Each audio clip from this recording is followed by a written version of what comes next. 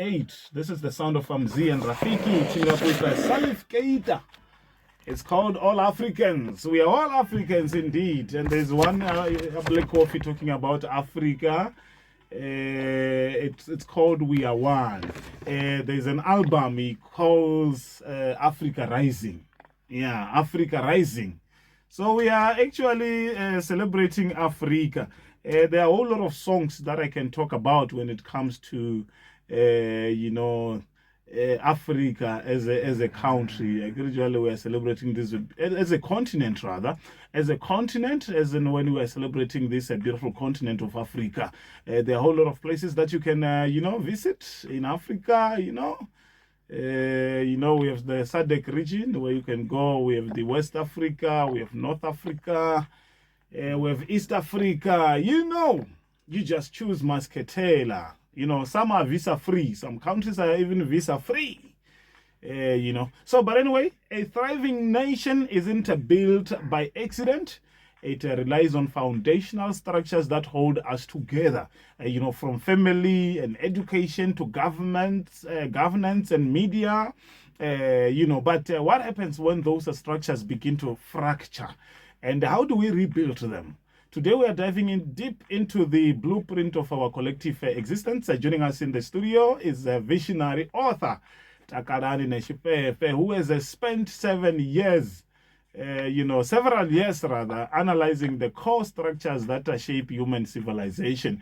So they are, the compelling new book, 7 Pillars of Society, acts as, both a mirror to our current challenges and a roadmap, for a better future of our families. Takalani, a very warm welcome to the show. How are you? It's such an amazing moment to be with you. Good morning to you too. Thank you for inviting me here. Yeah. Thank you so much for making the time. What did you bring from Venda, man?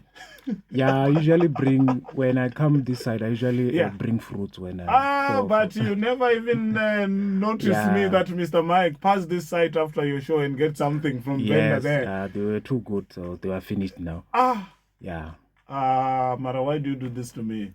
My brother. But anyway, thank you so much for making the time. So let's get to the conversation. We're talking about 7 Pillars of Society, which is the book you wrote. Before we go deep into the book, what inspired you to write 7 Pillars of Society? And what specific gap in current leadership are you trying to address?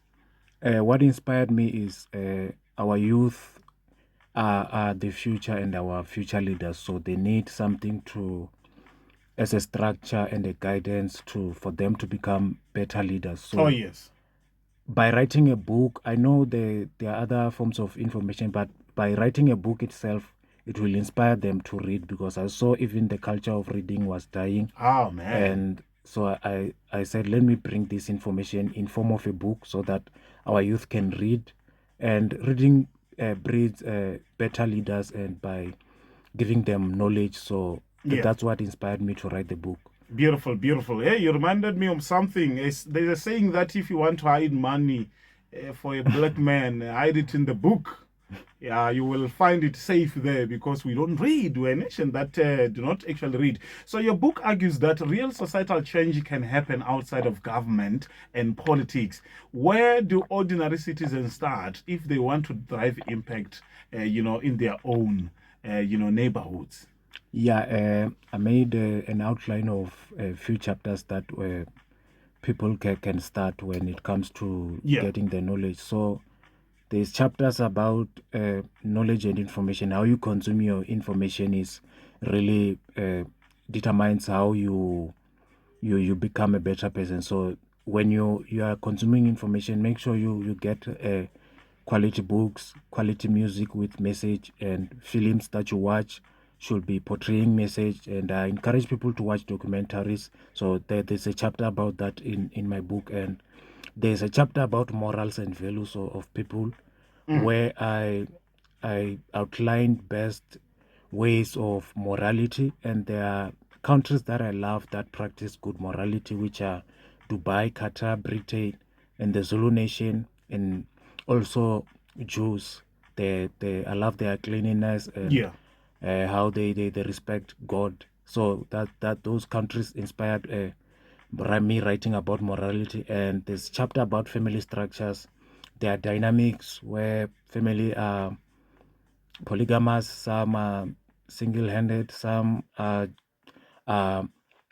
headed by youth. So I wrote about that so that a person can choose which family structure they want to have as a leader when they grow up. And in terms of communities, I wrote about traditional leaders. I saw also that these days they are not respected, they are not endorsed, they are not recognized because of the system that we are in, which I encourage the government and traditional leaders just to coexist and find a common ground. But let's, as Black people, we are Africans, let's respect our traditional leaders and honor them. And it's written on the chapter which are based in community, and I also wrote about how civic can run better townships and support groups, forums, and also I outlined how cities can be better and can be led well, because when I look at sizes and population and the lifestyle in the cities, they need a good leader in form of a mayor. I'm interested in news which are related to Polokwane city and Johannesburg city, how they choose their mayors. I really like it, and I wish those cities can develop well. And I also wrote about business industries, especially real estate, transportation, retail, banking, and e-commerce. So for you to find out about them, you need to buy the book. And I also wrote about philanthropy, which I am part of, and part of foundations also. So I encourage youth to practice philanthropy. During holidays, when they say it's disability days, you can go to the nearest disability center and spend time with those people.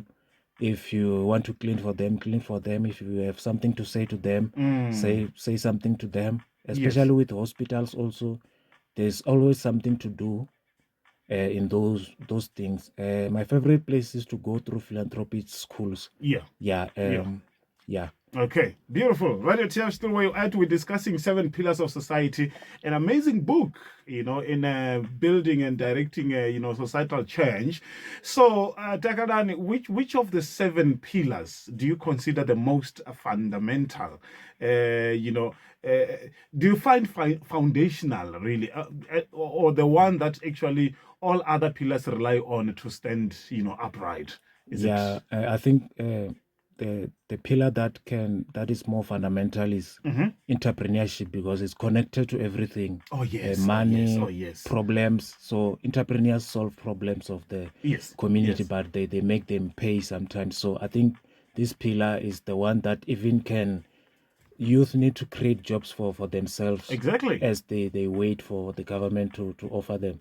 So entrepreneurship gives young people power to create jobs for themselves. So this is the pillar that I would recommend, entrepreneurship. There's a chapter for that. All right, beautiful. So when mapping out the book, did you originally have more than 7 pillars? Or if you had more than 7 pillars, then how did you narrow it down to these 7? I had the 8th one would be I would want to write more about politics, but there was no on the content, there was no space for that. But I found a way to put in chapters there where you can be guided how to be a good political leader, how to use politics in a good way, because we are ruining the system of democracy through corruption, nepotism. So I found a way to put politics, which was going to be a chapter in other chapters, and give a briefing for those who have ambitions to be politicians, because this is the system that we are using, and you need to be in politics to be the future leader of the country. Let's say someone wants to be president or something, they can use my book. And all right, talking about using your book, when a reader closes the final page of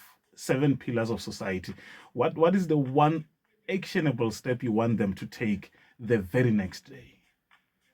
To to put their vision in action. If you wanted to open a business, the moment you close my book, the final page, your business should be going to be registered and starting. Yes. Yeah, that's what I. Wow, beautiful. How long did it take you to put this book together? A year. A very year. Yeah. So what sort of or kind of research did you have to do when it comes to writing this book? Did you do any research? I mean, you're talking about heavy stuff in here. Yeah, but as for other knowledge, I had prior knowledge. I only did research when it comes to our traditional leaders. They are very close to my heart. So I didn't want to ruin their image by writing things which are not right. So I did research about Zulu Kingdom, the Emirates Kingdom, and other dynasties. So that's when I did research so that I don't ruin their images. Then I put the information in as I guide people. Okay. Yeah. Radio TFR 3 from the station that listens to the people is where you're at. We've got to head over to the market, right? When we come back, we talk about where do we find the book. Good morning. Get your essay ID ready and go to register to vote. Then you will receive an SMS within 24 hours confirming your successful registration. Helping Hands. Life gets busy. Because all the covers business cards, vibrant banners to sleek brochures and custom t-shirts. We've got you covered. Need a logo? We will bring your brand to life with our creative graphic design services. Whether you're a business, event planner, or student, we make your vision a reality.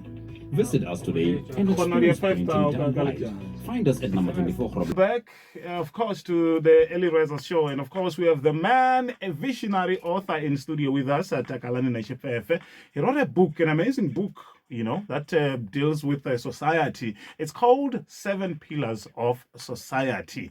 So talking about mostly how to navigate today's economic challenges and everything of that nature there. So Takalani Netshifhefhe, let's conclude our conversation. Yeah. If I want to lay my hands on the book and read this book, how do I access the book? Mostly I advertise it on social media. So that's why I'll give my number at the end of the interview. So that's where you can search me. Search Takalani Netshifhefhe on Facebook, Instagram, on Twitter is T Netshifhefhe. So there are my numbers there. There are the book covers there, and you can order it, and then you can only pay for courier cost if you are far from Polokwane or Turfloop. But for people around Polokwane, it's free delivery. Oh yeah. Yes. Okay. All right. Yeah. No, that's beautiful. That's beautiful indeed. So, lastly, any message to someone who wants to write and they are really, you know, they keep postponing. I mean, people have manuscripts, and what can you advise? Yeah, the strategy for a person who is a bit occupied, I advise you to start by writing a page per day. Okay. Since a year has more than 300 days, sure, it means at the end of the year you'd have written more than 300 pages, which even when it's gone for publishing, you may find that you wrote more than that. So your book will be out in a year. But I usually hear some other author here in University of Limpopo.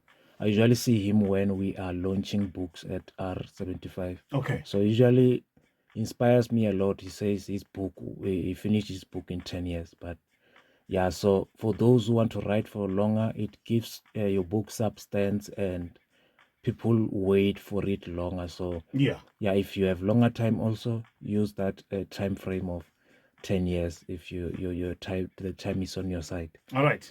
Can you give us your number quickly? Or you can find me on 082 629 9092. Repeat it. 082 629 9092. All right. Yeah. My good sir, thank you so much for joining us. Yeah, thank you so much, of course, for adding to